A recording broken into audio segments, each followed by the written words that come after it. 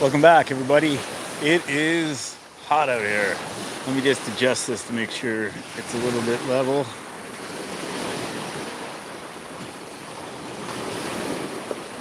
There we go. So, here's the thing. Tomorrow is the opener on Nipissing. Felt like I waited forever, you know? I had to go through the downtimes of watching the ice be unfishable, to watch it slowly melt away, and then wait and wait and wait for the opener to come around. Luckily, for you guys that know, it was my birthday on Wednesday, and I was down at Rice Lake there fishing for carp, which is what I like to do on my birthday. The biggest one I caught was 18 pounds, and the biggest one caught by my buddy was 23 pounds. So we had a good time. It wasn't like on fire fishing, but definitely consistent hard carping, and it was great. Anyway, anyone else who's out there who hasn't entered into the guided fishing giveaway with Lake Nipissing Outfitters, this is your last chance. All you got to do is like and share my Outdoor Books for Kids Facebook page. I just created that page to try to get my books out there, and Facebook for some things is better than YouTube, so it's like I'm trying to, work a little harder on the Facebook side of things to get things rolling. So basically, all you got to do is like and share. The odds are really good because I think there's only about 82 people in it right now, and usually for the spoon toss, you're looking at 500 people you're up against. So for this, I'm just going to be drawing a sock tomorrow, probably midday or just before the end of the day. I'll get everybody's name in a sock, spin around my head, and then whoever wins gets to go fishing with myself and Al from Lake Nipissing Outfitters. I'm just going to turn this camera around so it's not so. It's a sunny day, okay? There's not much I can do about that, but maybe that's a little bit better. Whew, I'm sort of standing a little bit in the lake here. I figured I would. It's a little chilly, but enjoyable. As you can hear, the lake is a little wavy right now. Now I can tell you that earlier today I was out eating pizza with my kid at a picnic table here along the lake shore, and it was flat, just flat as a pancake. And I was like, oh, if only it was going to be like this on opener, I would be out here for sure in my canoe before the sun goes down, catching the bite. I hope I'll be able to get out tomorrow for some fishing, but at the very least, I'll get a very good look at the lake. And of course, lots of my buddies out there, I'm sure, will be out there. From what I understand, the weather is not going to be as awesome as it has been today for tomorrow's opener. We're talking rain, stuff like that. For the hardcores, I guarantee you they will be out there regardless of rain or wind. I don't even think the wind's supposed to be terrible. Just, a little breezy towards the end of the day. Nothing wild, though. But you can tell, I can hear these fish out here, and they're snapping their jaws like, they're ready to bite. So I'm sure everybody who gets out there is going to be getting into fish who haven't done, who haven't seen lures for a little bit. So I'm going to say you guys are going to catch, and hopefully I'll be out there catching too.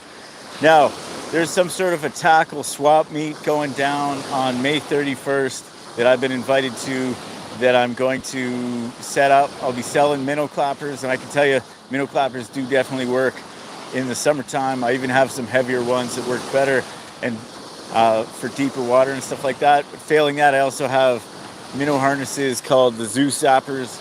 If you want to watch a hilarious video animation, one of my finest, just look up Zoo Sappers on my channel and you'll see it. So I'll be selling some of those at this tackle swap.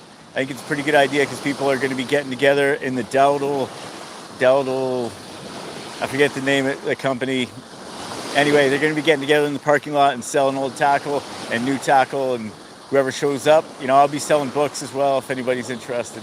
I think it's just a neat way for everybody to get out and meet other people in the community and possibly pick up some gear you didn't have before that will probably help you out down the line. And, lots of fishermen I know have more gear than they need. I wouldn't sell any of my personal gear, maybe some of the crummier pieces, but for me, it's hard to let go of tackle once I got my hands on it, So I can tell you this water on my feet feels pretty cold. I'm going to say 50, 55 degrees. That's my guess. I'm sure if Bernie Giesler was in the comments now, I don't know if he is or not, he'd give you the idea of what the actual temperature is, because I'm sure he's measuring it as we go. So for everybody else who's out there, like usually this time of year, what I do is I hit the sunset, like, you know, sunset bite, and I try to get in anywhere from 8 to 15 feet of water. I find the walleye are in that shallow, and I've even heard shallower than that. So I've heard some people tell me, you know, they're fishing on a shoal that was like 4 feet on top. I don't know any areas in this side that are like that, but I thought that was an interesting thing that people were looking forward to, or were telling me about fishing in the spring for extremely shallow walleye. I think even KVG Outdoors there, he posted a video maybe a couple years ago about fishing really shallow for walleye in the spring. Of course, you know, just wanted to give a nod to all the local YouTubers out there making fishing content, like KVG Outdoors, Mantra Fishing, Northern Boys, those guys. Of course, Pursuit for Adventure are no doubt gearing up for a summer of camping and cooking by a variety of lakes and stuff like that. If I'm never making material, there's lots of people in the North Bay area that are definitely making lots of outdoor related YouTube material if you want to check it out. I will myself, I'm trying to tell myself, like, okay, last summer I filmed a bunch of different little videos about different kinds of camping gear that I bought, that I reviewed and stuff like that, but I never actually made it during that summer. But here's the thing, now I'm ahead of the game. All I got to do is edit these videos together of this equipment that I had last year, and then you guys will know if it's any good for this coming camping season. And I've got some really nice low-cost pieces of camping gear that really were great for use last year in the camping thing. I'm really looking forward to camping. Now, mind you, the black flies have started coming out, and, you know, so I always find as long as you stay on the lake, you're pretty good, but as soon as you come into shore, you're going to be getting hit by black flies and mosquitoes all over the place. So, you know, get ready for that.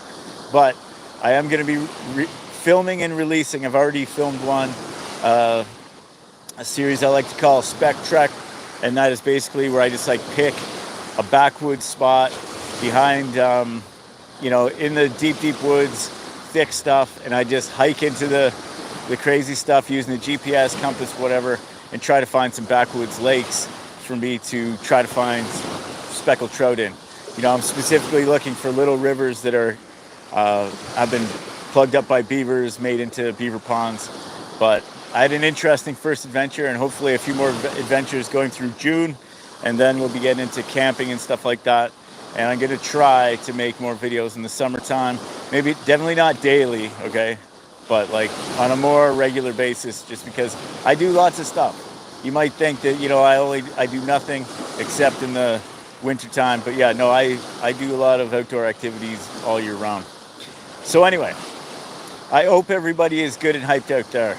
I think, you know, when I do get out, I'm going to be throwing flicker shads, pulling those around. And then those are my favorites. Of course, like perch color's great.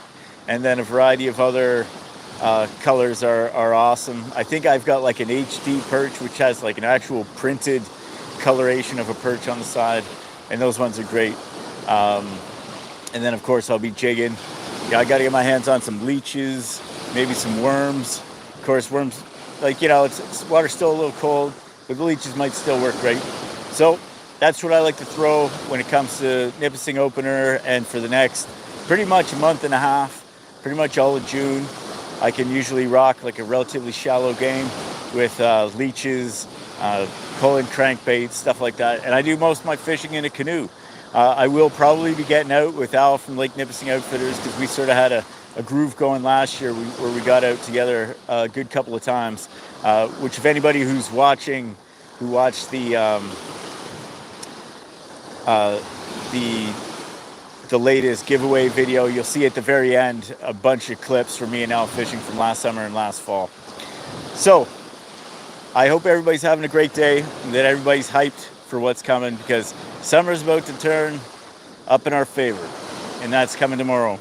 And everybody I know is hyped, but I wish it wasn't going to be raining tomorrow, but it is what it is. So if you guys enjoyed this video, please give me a thumbs up. I see a few popping up there. And for people who watch this in the future, you know, don't forget to try to get in on that giveaway there. Like I said, the odds are great. Talking 80% or 80 people, so you got lots of potential for winning a guided fishing trip with myself and Lake Nipissing Outfitters. It's gonna be a blast. So we'll see you guys soon. Have yourselves a great night. I'll give you a little shot of the lake here actually while I read through some comments. So I'm just gonna respond to a few comments here. G-Star, Coke is back. That's right. Dave Bennett, how are you doing, man? Logan Horseman, are you going to be at that tackle exchange on the 31st of May? Because I told the guy that you might be a guy who wants to be there. Diane Hansen, can't wait. Awesome. G-Star, ready to do the ice report. Yeah. WH, counting down the minutes. Can't wait to drop a line. I saw people testing out their boats here out on the lake. They're no doubt, you know, you almost think they're fishing, but I think they're just getting their boats ready. I've seen lots of boats in the parking lots of like Walmart and all that. People are showing up. G-Star says, damn nice carps. Yeah, you gotta love those carps, I tell you. They are my favorite. Credit Angler, nice to see you back, it says. Nice to see you too, man. Do I think the bass are active? That's a good question. I guess I know the regulations are different now, and I know that you can get into those guys pretty early these days. I'm not really too sure. I remember whenever I lived on Yellick there, all along the rocky shores, it was always walleye, like pretty much all the way to July, before you started seeing bass show up in numbers. So I'm not sure where they are, but I'm sure they're on their nest, concentrated somewhere. So Credit Angler says, you're going out tomorrow hoping for good fishing. Right on. Which part of the lake are you aiming for to start? David Bennett, that's right. Hit the like button if you can. Mr. Brickboy, hey Coke, look forward to some off-season videos. Yes, I've got lots of material that I haven't even edited together from years gone past, and I had a great carping experience with a bunch of old friends that I hadn't seen in years, and I taught them how to carp fish, and I've got them with some giant fish on, like, pictures of them, and that really made my day. David Van says, go Leafs, go. Outfish Ontario, how's it going? Logan Horseman says, I'd love to be there, but I have other commitments that day. Yeah, it's all right, man. David Yates says, boats are in the water, ready to go. So Credit Angler says, I'll be fishing at my cottage. It's on Curvins Bay. Right on. All right. Well, I'm going to let you guys go. This is the last day of my birthday week. And as such, I've got some steaks lined up. And I'm going to be cooking those steaks up very shortly while drinking a beer or two on my porch. And then winding it down, getting ready to return to the work world after being off for 11 days. So everybody have a great night. Have a great long weekend. And we'll be talking to you guys real soon.